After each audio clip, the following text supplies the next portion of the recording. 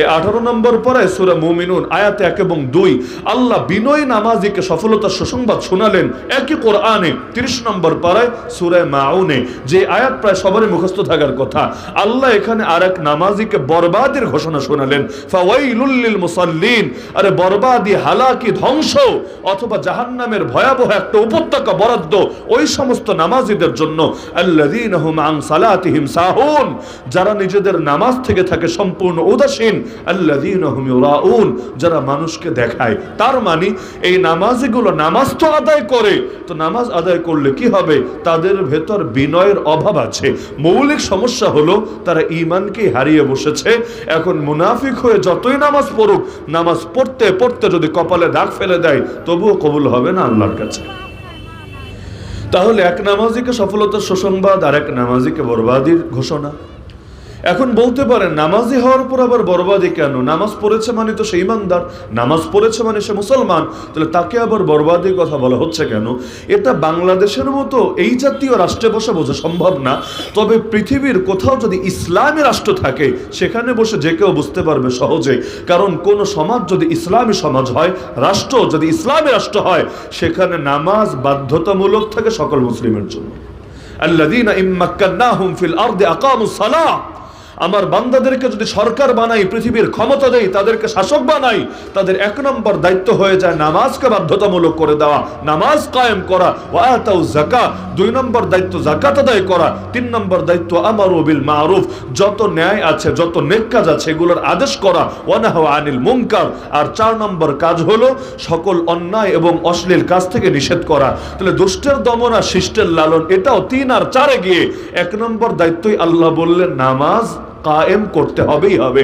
কারণ নামাজ ঠিক তো আল্লাহর সঙ্গে সম্পর্ক ঠিক, আর আল্লাহর সঙ্গে সম্পর্ক ঠিক তো জমিনের সবকিছু ঠিক। আর আল্লাহর সঙ্গে সম্পর্ক যদি ডিসকানেক্ট হয়ে যায়, দুনিয়া জুড়ে যতই চেষ্টা চালাক কিছুই লাভ হবে না। কত মানুষ ভেবে রেখেছিল ইন্ডিয়ার সঙ্গে সম্পর্ক ঠিক থাকলেই মনে হয় সব ঠিক, চায়নারে ম্যানেজ করে চলতে পারলেই মনে হয় সব ঠিক, আর আমেরিকারও খুশি রাখতে পারলে তো সবই ঠিক, আর কিছুই বাকি থাকবে না। কিন্তু পাগল আর পাগলিরা জানে না আল্লাহ নারাজ হয়ে গেলে পৃথিবীতে কেউ টিকতেই পারে না। তাহলে মূল তো আল্লাহ। আল্লাহকে বাদ দিয়ে বান্দা কোনোদিন সফল হয় নাই, হবে না, হতে পারে না। দুনিয়ার মানুষ সফলতা খোঁজে, কেউ রাজনীতিতে, কেউ চাকরি বাকরিতে, কেউ ব্যবসায়, কেউ ক্ষেত খামারে। এমনকি বড় দুঃখ লাগে এই যে আপনাদের এই কদমতলিতে মসজিদে যখন জামাত শুরু হবে, আমাকে কি গ্যারান্টি দিতে পারবেন যে প্রত্যেক জামাতের টাইমটাতে অন্তত সবগুলো দোকানের শাটার বন্ধ থাকে? বাংলাদেশে এমন এলাকা আদৌ একটা আছে কিনা আল্লাহ ভালো জানে।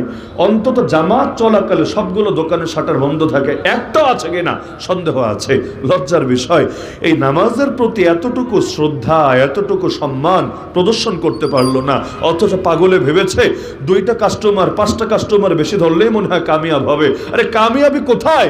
কামিয়াবির জন্য তোমাকে ডেইলি মুয়াজ্জিন 5 বার ডাকে আল্লাহর পক্ষ থেকে, হাইয়া আলাল ফালাহ, হাইয়া আলাল ফালাহ, আসো সফলতার দিকে, আসো কামিয়াবির দিকে। আরে কোথায় কামিয়াবি খোঁজো তুমি?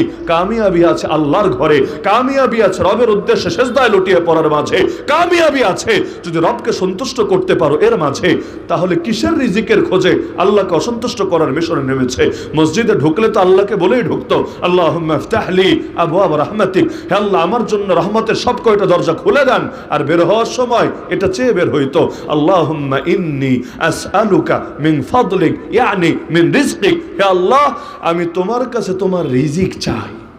ঢোকার সময় রহমত চেয়ে, বের হওয়ার সময় রিজিক চেয়ে। কিছু বুঝে আসে? আমার তো মনে হয় এটা বুঝতে পিএইচডি করা লাগে না, কমন সেন্স থাকলেই চলে যে আল্লাহর রহমতের দরজার ভেতর দিয়ে ঢুকে রবের পক্ষ থেকে রহমত প্রাপ্ত হয়ে রিজিকের ফয়সালা করিয়ে তবেই বের হয়েছে। ওয়া'মুর আহলাকা বিস-সালাতি ওয়াসতাবির আলাইহা লা নাসআলুকা রিজকা নাহনু নারযুকুক। হে নবী আপনার ফ্যামিলিকে নামাজের আদেশ দেন এবং নিজেও নামাজের উপর জমে যান। আমি রিজিক চাই না আপনার কাছে, আমি রিজিক দিব আপনাকে।